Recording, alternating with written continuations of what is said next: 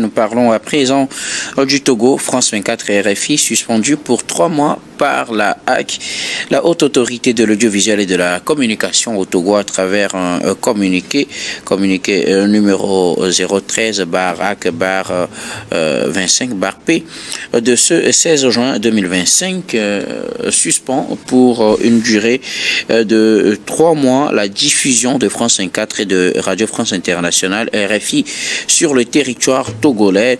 Cette mesure fait suite à des manquements répétés déjà signalés et formellement rappelés en matière d'impartialité, de rigueur et de vérification des faits. Plusieurs émissions récentes ont relayé des propos inexacts, tendancieux, voire contraire aux faits établis, portant atteinte à la stabilité des institutions républicaines et à l'image du pays. Voilà l'une des raisons avancées dans ce communiqué pour prononcer cette décision de suspension de France 24 et RFI, une suspension pour 3 mois. Nous en parlons avec nos invités. Vous savez, chers téléspectateurs et chers invités, pour le 4e sujet, la parole est à qui veut la prendre en premier pour ses analyses. Elle est donc à vous, chers invités. Oui, je crois que Adam.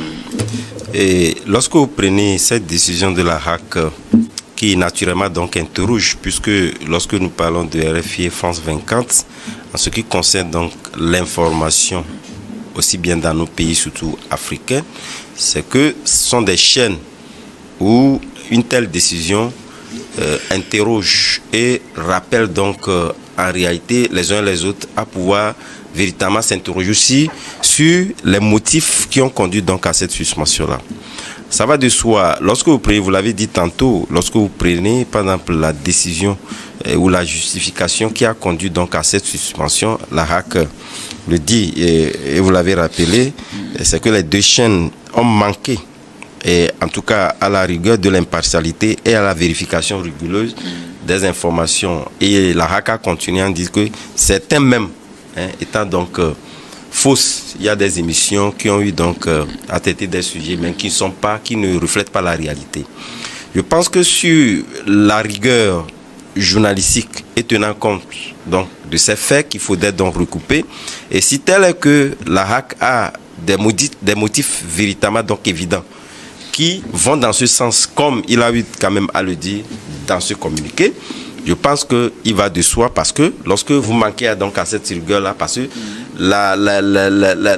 recenser les informations, les traiter, les mettre à la disposition du public, retient donc un certain nombre de rigueurs encadrées donc par les tests. Lorsque vous en faites donc à ces tests-là, il va de ça quand même qu'on vous les rappelle ou qu'on vous sanctionne sur le plan. Maintenant, lorsque nous prenons, de mon point de vue, ce qui, moi, m'inquiète quand même dans cette disposition-là, parce que j'ai eu quand même à faire la comparaison, puisque lorsque nous prenons la plupart des pays de l'AES, et naturellement donc le Mali, qui a eu quand même à faire cette suspension-là. De vous à moi, est-ce que RFI, ou pratiquement le Mali, est l'acteur, en tout cas, l'absent le plus présent, en tout cas dans la diffusion des informations donc de RFI. Je me pose la question de savoir, est-ce que cette suspension-là n'ouvre pas la vanne à des informations non comptées, puisque vous l'avez déjà suspendu, mais à ce que je sache, RFI ne pourrait pas en réalité ne pas communiquer ou ne pas parler du Togo. Mais quelles seront donc les alternatives dont disposerait donc le pays ou la HAC à pouvoir, dans une telle situation, arriver donc à contrôler donc ces narratifs-là qui, moi, je jugerais, parce que quand même, il y a eu, on sait véritablement qu'il y a eu aussi bien des journalistes qui étaient beaucoup plus modérés lorsqu'ils étaient donc au bercail, et plus aujourd'hui très actifs sur des sujets lorsqu'ils sont partis dans du bercail. Donc moi je me dis réellement, est-ce que c'est une bonne décision qui a été prise? J'en doute très fort, parce que aujourd'hui, en tout cas, et tout le monde quand même me donnera raison à la suite que le Togo serait l'absent le plus présent dans l'information sur RFI et France 24. Donc j'aurais bien voulu qu'on puisse véritablement dans est-ce que c'est une décision dissuasive, puisque c'est une suspension de 3 mois qui pourrait peut-être être définitive, mais à partir du moment où vous n'avez pas les moyens pour interdire à ces médias-là de parler du pays, est-ce que c'est une bonne décision? Je pense qu'à cette question, chacun a sa petite réponse.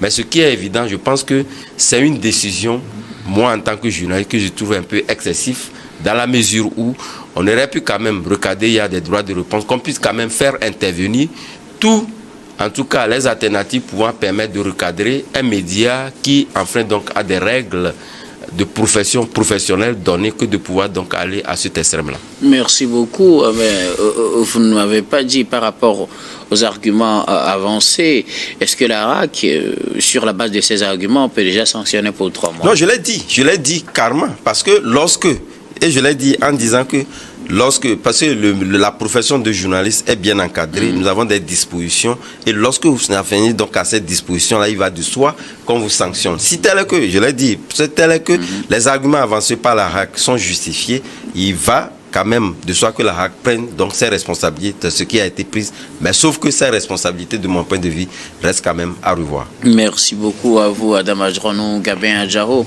RFI et France 24 suspendus pour 3 mois. Les raisons avancées, je viens de vous les énumérer. Manque d'impartialité, de traitement de l'information. Finalement, on a l'impression, à suivre la RAC, que RFI et France 24 ont maltraité les informations ou des émissions sur le Togo, ce qui leur vaut plutôt cette suspension de 3 mois. Oui, ça a été une surprise pour moi, parce que je ne m'y attendais pas du tout. Et j'ai lu le communiqué de la Haute Autorité de l'Audiovisuel et de la Communication sanctionnant France 24 et RFI de 3 mois de suspension. Je me suis posé beaucoup de questions parce que à un moment donné, moi je ne pensais plus que ce genre de décision pourrait être prise, surtout contre un organe international qui traite l'information et tout. Bon, et surtout que la RAC a été assez évasive par rapport aux incriminations portées contre ces médias-là. Ils n'ont pas touché du doigt véritablement ce que ces gens ont eu à faire. Ils ont juste parlé d'impartialité, même de fausses informations parfois, de non-vérification des informations avant publication et tout. Et je me pose la question de savoir, il s'agit de quelle information? C'est de quelle information on est en train de parler? Et puis on a pu un peu traiter avec impartialité et tout. Nous tous nous souvenons RFI, pratiquement depuis un moment, il y avait eu certaines émissions sur RFI concernant le Togo, notamment Appel sur l'actualité, qu'on avait eu tous à suivre. Les partisans du pouvoir comme de l'opposition avaient participé à cet appel sur l'actualité. Là, tout le monde a donné son avis. Là, on ne peut pas parler d'impartialité dans le traitement des informations. Peut-être par rapport à certains écrits de RFI sur le plateforme et tout, là où on a écrit un titre disant que l'opposition demande la démission du président du Conseil, c'est un fait. Lors d'une conférence de presse, l'opposition, le nouveau front CRAC, créé par l'ANC, l'FDR, le Front Citoyen Togo Debout et Innovation Internationale, ont demandé la démission du président du Conseil. C'est un fait. Donc, ils n'ont fait que relayer ce que ces partis politiques ou bien ce groupement politique-là a dit. Donc, à un moment donné, il ne faut pas prendre des décisions qui font encore reculer le Togo sur le plan international. Parce que là, il faut voir pratiquement sur tous les tabloïds, les gens en parlent. Tous les médias en parlent aujourd'hui. Et encore que ce n'est pas qu'avant, dès qu'on supprime RFI, dès qu'on supprime France 24, on ne peut plus avoir accès. Nous sommes à l'heure de numérique. Et tout le monde peut avoir accès à RFI, à France 24, à tous les médias à n'importe quel moment et quand il le veut, à satiété. Donc, supprimer ou bien suspendre des médias, comme ça, moi, ça me pose problème. En plus, il y a un processus. Il y a toute une procédure pour pouvoir suspendre un média. Donc, si aujourd'hui, vous ne leur demandez pas un droit de réponse, parce qu'Adamé, là, il peut me contredire, pas de droit de réponse pour que les gens eux-mêmes arrivent à démentir ce qu'ils ont eu à écrire, là encore, ça donne beaucoup plus de crédibilité à la RAC ou bien à l'autorité en place. On ne le fait pas. Et puis là, on dit, bon, vous êtes suspendu pour 3 mois. Bon, après, ils vont revenir. 3 mois, c'est pas long. Ils vont revenir et avec les mêmes informations. Peut-être encore beaucoup plus véhémentes.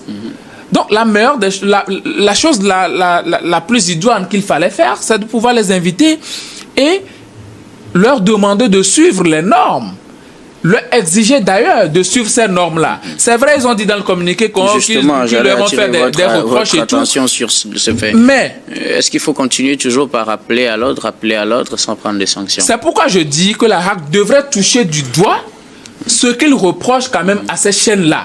Ils ne l'ont pas dit. Non, c'est dit. Non, ils ont parlé d'impartialité. Le communiqué a été très évasif. Ce que voudrait Gabin, on ne m'a pas dit que lors de cette émission... Voilà, tel jour, cette émission, vous avez dit ceci. Non, je me rappelle encore, lorsque votre confrère Joachim Agbetim a été interpellé à la HAC, c'était son émission qui avait été suspendue. Parce qu'il avait reçu quelqu'un qui a dit des termes qu'il ne devait pas dire. Et moi-même, je n'étais pas d'accord parce qu'on est dans un moment sensible. Mais c'était l'émission de Joachim Agbetim qui avait été suspendue. Et lui-même, il avait reconnu que normalement, les choses n'avaient pas été faites dans le professionnalisme. Et c'était tout à fait normal. Et moi, je me suis dit, c'était un meilleur moyen aussi pour la HAC de protéger le journaliste.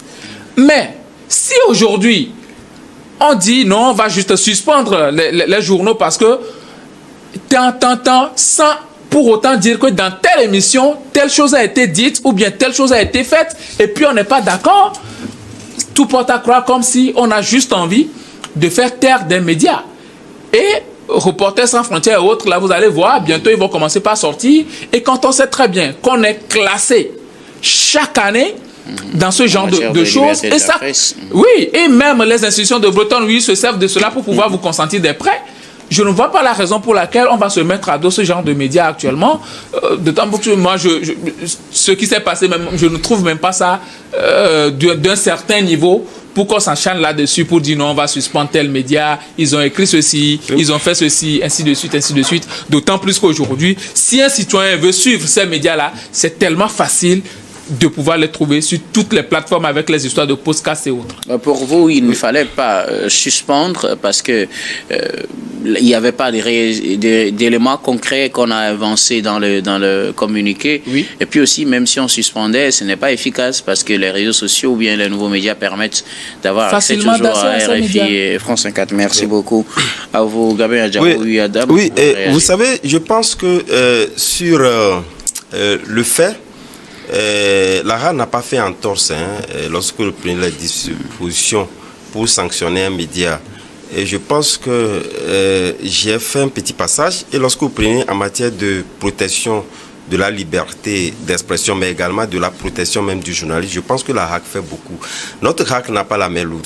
Sérieusement, puisque lorsqu'on vous dit dans le communiqué, c'est vrai, lorsque vous comparez peut-être des dispositions qui ont été prises donc avec certains médias et que vous les transposez directement dans une décision prise à partir du moment où le communiqué ne le dit pas clairement, rappelez-vous qu'il a dit quand même qu'il y a eu donc des rappels à l'ordre successifs. Oui.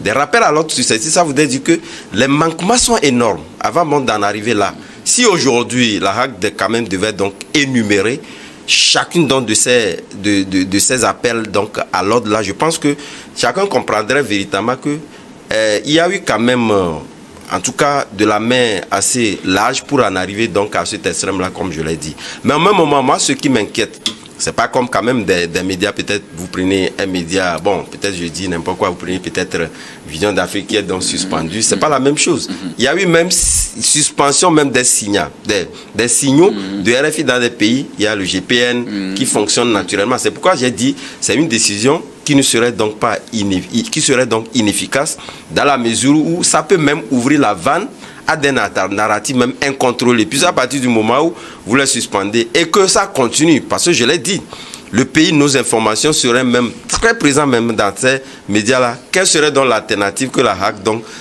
aura donc à pouvoir donc contrôler encore ces médias? Voilà pourquoi moi je me dis quand même il faudrait... l'inefficacité de la décision. C'est une inefficacité, donc pour moi, peut-être la décision serait plus dissuasive que contraignante, parce qu'au jour d'aujourd'hui, de toutes les façons, c'est une décision qui ne serait pas efficace, donc pour moi, elle serait dissuasive, mais une dissuasion qui en réalité ne devait pas donc conduire à pouvoir aller donc à cet extrême-là. Parce que quelque part, on semblerait donc à être ridicule.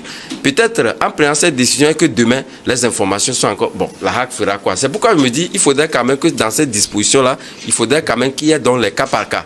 Oui. Lorsque nous avons dans nos médias nationaux qu'on suspend, que nous n'avons rien à dire, ce n'est pas la même chose que de ces médias-là, parce que demain, on n'aura plus d'autres outils pour contrôler ces médias-là. Et que c'est quand même bien dommage.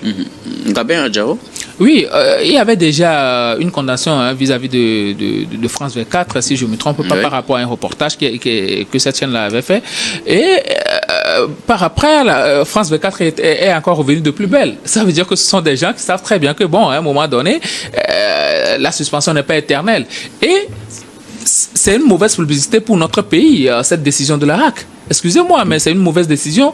Et cette décision a fait de la mauvaise publicité pour notre pays à l'international. Déjà, il suffit juste de voir aujourd'hui les tabloïds. Vous voyez, juste après la sortie du communiqué, hein, mais je vous jure, toutes les plateformes sont remplies. Tous les médias internationaux, vous savez que ces chaînes-là sont aujourd'hui sur YouTube, sont sur X, sont sur pratiquement tous les réseaux sociaux, et ils ont déblatéré des choses pas possibles. Et sincèrement, moi, je n'ai pas aimé. Ça aurait été, Adam vient de le dire, la décision aurait pu être dissuasive. Ça va appeler, leur demander des comment vous l'appelez?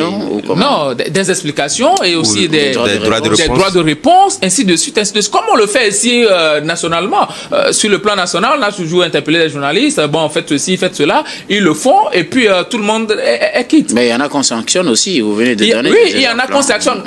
Et là encore, on est d'accord parce que la procédure a été suivie. Vous voyez, la procédure a été suivie, même si je me dis, bon, la HAC, c'est un organe de régulation, mais ça doit être beaucoup plus dans la protection des journalistes. On attendait la HAC dans certaines situations difficiles que les journalistes ont eu à traverser. On n'a pas vu la HAC se prononcer. Peut-être on va me parler de qu'ils ont eu à faire le couloir, mais sur certaines situations, la HAC devait se prononcer. La HAC ne l'avait pas fait. Maintenant, par rapport à la violation des tests de notre État et à l'exercice de la fonction du journalisme, si RFI et France 24 ont eu à empiétrer sur ces règles-là, bon, il faut les sanctionner, mais en suivant les règles. Et moi, cette sanction aujourd'hui, c'est d'une inefficacité pas possible. Ça n'apporte aucun plus à l'État togolais, surtout sur le plan de la liberté d'expression. Adam? Non, moi je pense que à l'avenir, comme je l'ai dit tantôt, lorsque nous prenons le cas par cas qui ne serait pas donc souhaité, ce ne sont pas les mêmes médias, mais RFI, nous savons véritablement qu'en matière d'information, c'est l'un des médias les plus suivis en Afrique.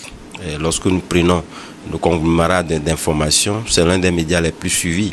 Mais à partir du moment où on ne pourrait pas donc arriver à arrêter ni son émission, ni la publication des informations dans nos pays, il faudrait quand même qu'on ait raison garder pour faire en sorte que le rappel à l'ordre et certains dispositifs puissent prévaloir qu'à l'extrême qui a été donc prise en ce qui concerne la suspension qui expose naturellement donc le Togo à l'international, mais également risque de diminuer en tout cas nos success stories en ce qui concerne donc l'évaluation sur la liberté d'expression, puisque demain il y a quand même ces dispositions ou pratiquement ces suspensions là qui seront prises en compte dans le classement, notamment en ce qui concerne la liberté d'expression au Togo. Et moi je ne le souhaiterais pas. Si les efforts sont faits pour donc maintenir la liberté d'expression, il faudrait quand même que tout le dispositif qui conduise donc à ça puisse être donc pris en compte. Malheureusement ce n'est pas le cas. Et donc, on perd doublement. De mon point de vue, on perd doublement. On va diminuer nos classements, mais au même moment, on ne pourra pas donc interdire à ces médias-là de parler et de parler amplement encore sur le Togo. Donc, qu'est-ce qu'on aurait donc fait? On n'a pas quand même fait de pas. Et c'est bien dommage. Merci beaucoup à vous tous pour vos contributions. Nous arrivons pratiquement à la fin de ce numéro de Regard Croisé, mais avant de nous séparer, notre habituel dernier tour de table, ce sera pour vos mots de fin sur un sujet de votre choix. Je commence par vous, Gabin Adjao. Oui, sujet de choix, il me semble que demain commencent les épreuves du baccalauréat deuxième partie. Je souhaite une bonne chance à tous les candidats et à toutes les candidates à cet examen. Merci beaucoup à vous, Gabin Adjao. Vous êtes juriste et directeur de cabinet Juriste Consulting. Merci d'être passé sur ce plateau. Merci, docteur, pour l'invitation. Madame Adjonou, vos mots de fin. Oui, mes mots de fin, c'est vrai.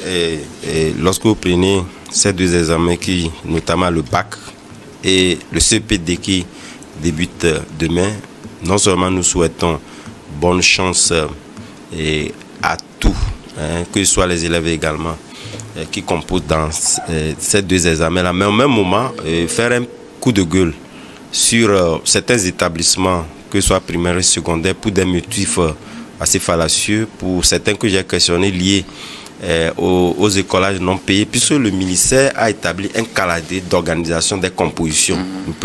Je parle des classes qui ne font pas d'examen, notamment 4e jusqu'en 6e et CM1 jusqu'au CI, qui ne font pas d'examen. Il y a des établissements qui, pour des motifs de non-paiement des écoles, traînent les élèves. Or, les parents sont à bout de souffle, ils ont fini la rentrée. Il faudrait quand même que ce calendrier-là puisse être respecté. Mais les parents n'ont pas payé les collèges. Non, mais le calendrier doit être respecté. C'est pas quand même qu'on puisse donc imputer à tous les parents le non-paiement des écoles de certains pour qu'on continue par prolonger l'année scolaire. C'est des dépenses qui sont donc engagées. Il faudrait quand même que le ministère puisse rappeler ces établissements privés qui excellent dans cet état de choses de pouvoir être rentrés dans l'ordre pour éviter à ce que l'année puisse continuer éternellement. Merci beaucoup à vous.